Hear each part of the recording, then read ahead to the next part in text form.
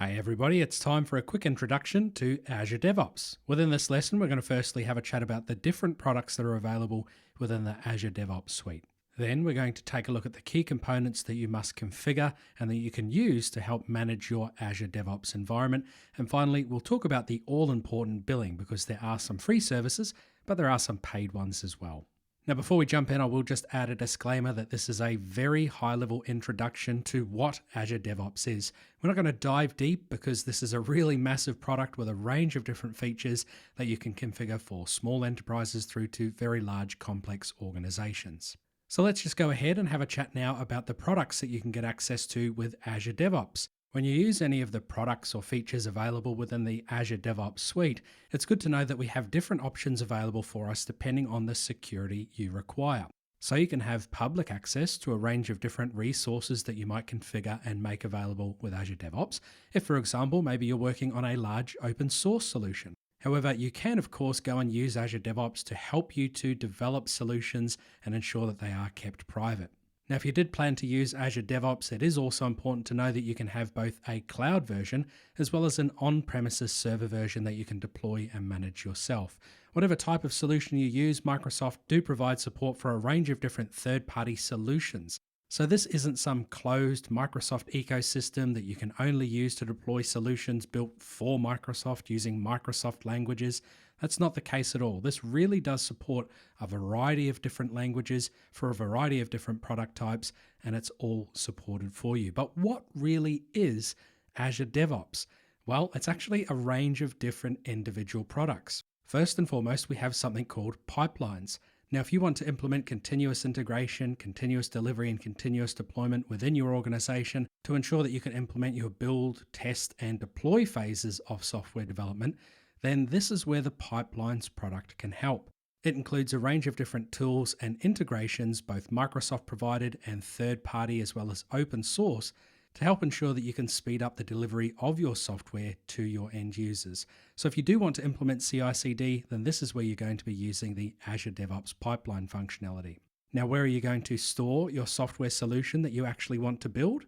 Well, you can use Azure Repos for that, and it provides a private Git repository with unlimited storage. So even if you aren't planning to go and implement, a range of DevOps features like CI/CD and manage your software delivery through agile practices, if you just need somewhere to store your source code, if you need a source code system or a version control system, that's where you can use Azure Repos. Now, if you want to take that one step further and ensure that you've got some storage for the actual artifacts that you're going to create as part of the software delivery, that's where you can use artifacts. You can go and host different types of packages for various different languages. And you'll actually find that the Artifacts service does integrate with a range of common package management platforms such as NuGet, NPM, Python, Maven, and more. Artifacts is a great way to go and ensure that you've got version control of the outputs and the inputs, the dependencies that you are using as part of your application. Now, for that software application, if you are choosing to go and implement pipelines, you're very likely going to be implementing and automating various types of tests. And for that, we can actually use test plans. This is an additional cost service that Microsoft provides to you, and it actually provides both human testing as well as automated testing. So if you actually have some documented user acceptance tests that you need to perform before you can safely deploy your solution to production, well, you can actually have test plans to have real-world humans go and perform those tests for you. And you can, of course, perform some automated testing also. Now, it is worth calling out that you don't have to use test plans as part of your Azure DevOps pipelines. You can actually use third-party testing solutions like Selenium, JUnit, and others also.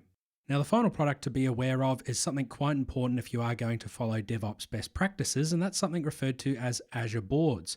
If you're using Agile, Scrum, Basic, or CMMI for your task management, well, Azure Boards has a range of different features available for you to help manage all of the work involved in your software delivery. So for example, you can go and capture information on user stories, defining the different features that you want your solutions to include.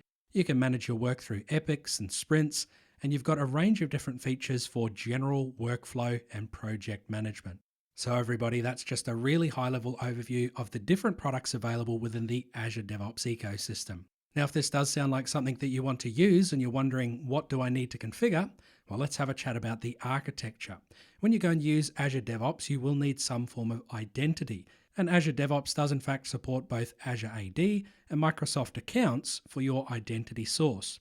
Now, whilst you can use Microsoft accounts, the best practice recommendation for larger enterprises is to use something like Azure AD to ensure you've got a full suite of identity and access management controls.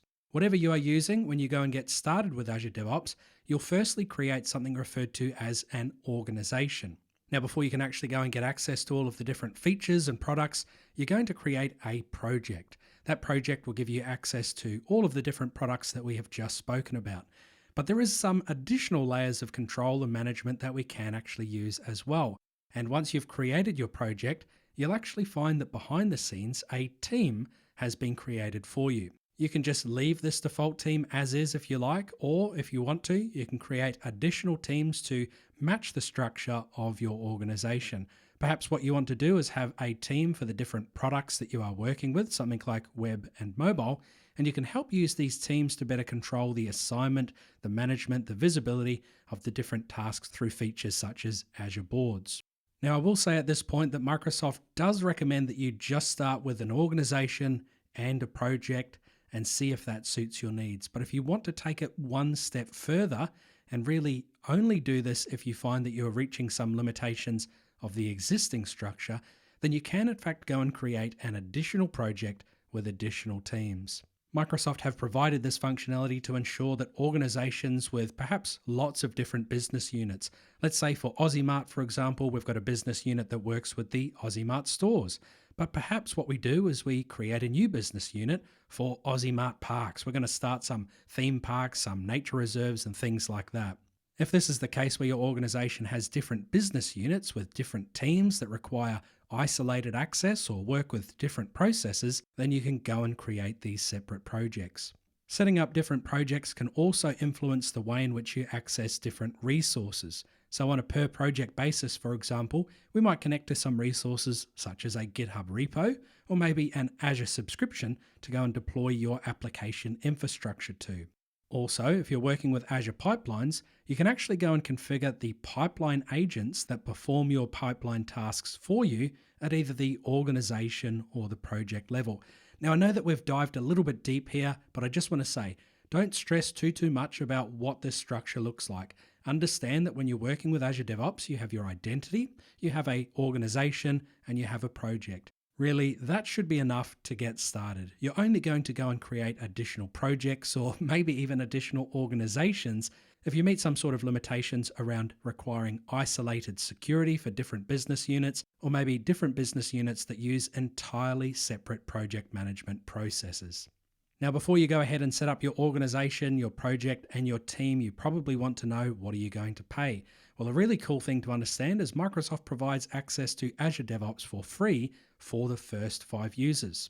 This actually includes access to pretty much all of the different products apart from the test plans capability, but there are some limitations. Now, once you go beyond these 5 users, you will need to pay for the additional users on a per user per month basis. And that includes the same sort of limitations and doesn't have access to test plans as well. So you might be wondering, what if I reach these limits, or what if I need access to the test plan capabilities?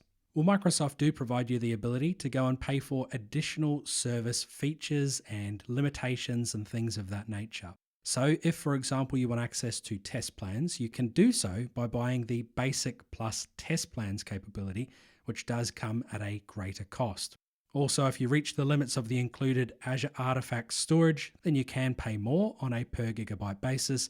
And similarly, if you need more compute to go and run your Azure Pipelines workflows, you can pay for more Azure Pipelines agents too. Again, this isn't something that we really want to dive too deep into right now, because just to get started, we can absolutely use that free tier and we can go and try out a range of the different services, and we shouldn't be reaching those limits. Now, just a couple of final tips to understand about the billing. If you do have some people within your organization who require access to Azure DevOps, but maybe only from a reporting and basic read-only visibility perspective, then you can actually set up these users as stakeholders. That will provide them with free and limited access. Also know that for the pipeline agents, Microsoft does actually provide you with one free pipeline agent to go and perform those pipeline build, deploy, and test tasks for you. However, if you reach the capacity of the included minutes that you can use that agent for, then what you might want to do is pay for some additional agents or go ahead and deploy your own self-hosted agent. Now, the very last thing to understand about billing is all of this is managed through a Azure subscription. And that's something that is defined at the Azure DevOps organization level. So everybody, that's just been a really quick introduction to Azure DevOps. As you can see, there is so much more that we can talk about, but hopefully that provides you a high-level overview of the different features that are available, how we can deploy it, and what you're going to pay to use it. So thanks for joining me, everybody. That's a wrap.